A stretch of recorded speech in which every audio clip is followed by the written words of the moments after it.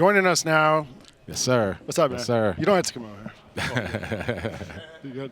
Joining us now, he's number 12 in your program, number 1 in your hearts, Ja Morant.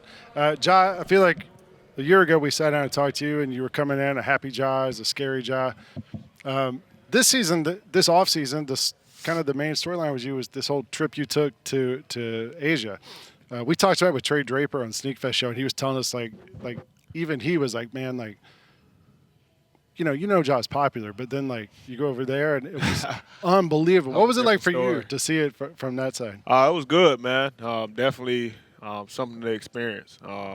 Like he said though, like like I got a lot of fans, but you go over there and then it's just a whole different type of vibe, atmosphere. Yeah. They showed a lot of love. It was definitely eye-opening. Beyond grateful for the trip, beyond grateful for China, Philippines, Nike, allowing me and my people to experience that. Before I let these guys ask a question, the Ja threes. Been out now for a week or two. Hardest shoe in the game. It is. It's probably the number 1 new shoe that's come out this year. The number said too, but we'll keep that over here. I heard you guys are already working on the 4 and the 5. Is that right? I don't know. I finally found someone who could stop Ja Morant. Yeah, Ja. Anyway. Well, Ja, going back to the trip, the thing that I really noticed about it was, too, that you looked like you were having a blast. Yeah. I mean, a lot of Ja smiles, a lot of Ja fun. Did it almost surprise you how much fun you had on this experience? Yeah, for sure. I was a little nervous. Definitely one of the longest flights I ever took in my life. Didn't you guys get stuck in Alaska? Yeah, man, it was a whole. Yeah, I was nervous, man. I was just so happy to finally get to China after all the flight stuff. It was good though. Yeah, man, going there, just experiencing everything. Like obviously. My peoples was there ahead of me, so like I was getting little videos and stuff. Like fans was already waiting, but I wasn't there. And then finally, I get there, and then, you just see all the love, the excitement from everybody. Even me when I landed and went through the little airport, like it started there. So definitely something new for me. Not like the fan love, but. Culturally, it must have been totally man. different. It was food different. It was something, man. I'm picky too. I'm country. They say if you ain't sneezing, you ain't seasoning. And I was struggling, man, but I'm good now though. Man, Ja, I remember talking to you rookie year at the draft lottery, and I remember you saying, "Man, I just want to be able to just go to the grocery store." You know what I'm saying? Sure. I just want to be normal. Just be normal. You had that at Murray State to a certain degree. And sometimes, and I'm setting this up by saying sometimes superstardom is hard to adjust to, right? Sure. You just wanted the ball. You wanted to be with your teammates, and all of those kind of things. Now that you've gone through the NBA and through this experience for 6 years, when people say, okay, now Ja is coming into his own now. They're seeing the grown man. They're seeing the business acumen. They're seeing everything coming together with you as your brand and as a baller as well, too. What does that mean to you, and how much of an opportunity is this where we'll see a different version of Ja, sort of a complete version of Ja, should I say? I mean, for me, it feels good because I've been, constantly working on myself to, become that. So I see, the shades of growth, from the past, and seeing everybody else, recognizing it is definitely good. Means I'm doing something right. But as far as, just the constant growth, the constant being a complete Ja, I think that all that just falls into, just me just being Ja,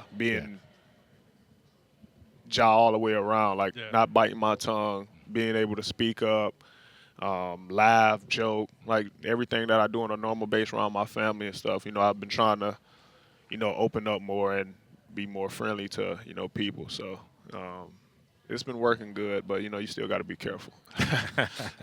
Tell us about going into this season now. It's only the second head coach you've had in the NBA now, Coach Iisalo.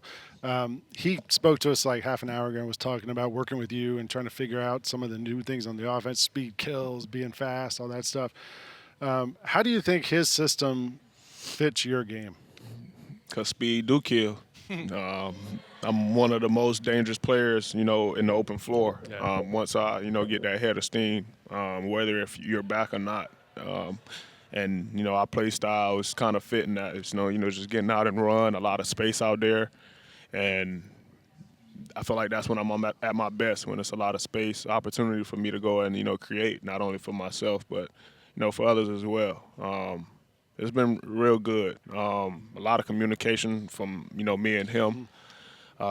Since, like after my individual workouts, from, film, just constant talking to the build of how we want to do stuff. It's definitely been pretty good. He's definitely, a straightforward coach. Doesn't sugarcoat anything, and I appreciate that, because anytime, I mess up anything, he's right there to let me know. So, do you have goals coming into the season? My goal? Personal goals? To be healthy. I want to play 82. I know I say it every year, but this off season I've been focusing on my body, like doing stuff to see how my body reacts, to actually learn it, to know what I got to do to, be ready. So. Now, I don't think you've ever publicly said 82. You saying it this year, though. I don't think I publicly said it. Yeah, but, you said it this you year. have convos with, exit meetings, intro meetings. You gotta You got to state it. Huh? that's definitely been one on my list for a while. Right. Obviously, some stuff, I just couldn't. Right. I couldn't help, but Right.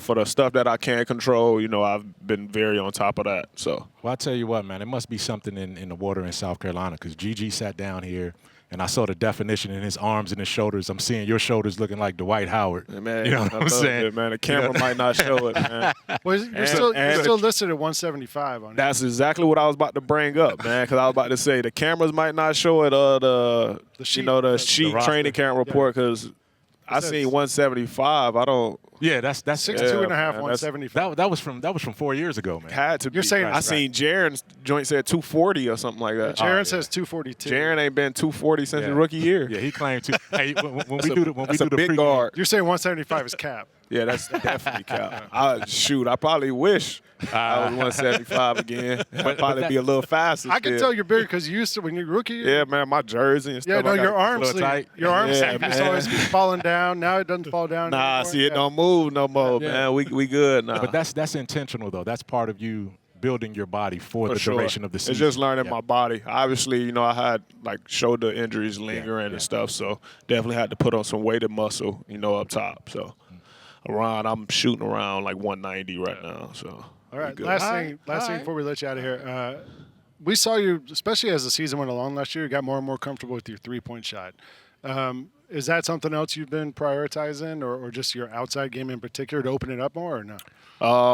For me, I hear it a lot from my family and stuff, to just turn back to how I was in high school, where I just cross the line and shoot, just shooting with that confidence. And like I said with Tuomas, he don't play, so he let me know that you shoot the ball like every time somebody go under or whatever, shoot the ball. So hearing that from coach just allowed me to just go out there and just let it fly. Yeah. And when you do that, you don't think about it or nothing. It's pretty much just it's natural rhythm. I'm pretty much a rhythm shooter, so if I feel like I'm stepping into that shot with all the rhythm and confidence in the world, I feel like I knock it down. So. All right, we got to take a break. We didn't even get to catch 12 media or anything. Scott's cutting me off. No, we got to get an update on Kari before you get out of here. Is she balling? Is she karate? Last time you told me she's in everything. Yeah. So what we doing? What we doing right now? She recently basketball, flag football. She do soccer right now. My mom actually working with her with softball. Obviously, she did gymnastics. She do swimming. We probably can keep going on and on. Yeah, man. She's active. No naps either. Good deal, man. We're going to take a break. Chris Vernon and his crew are going to take over in just a second. Nah, y'all, we actually just going to chill here for a minute. John says we're going to chill. I'm actually feeling the vibes and stuff. John, put it up. No, you got a profile. There you go. Yeah, well, we can't see it. Yeah, come to the side. John, I thought you said we were going to get some heat today. Nah, I was going to bring some heat out, man, but We'll just wait. Somebody might leak them before anyway. You know how these people be out You've here. been leaking everything. Like I was trying, man, Yeah. but some people beat me to the punch, man. I know. But I got some heat on the way for y'all for the number one shoe in the world. There it is, number one. It's in the world, Craig. Appreciate you. All right, y'all, man. Y'all be. We're gonna take a break. We'll be right back.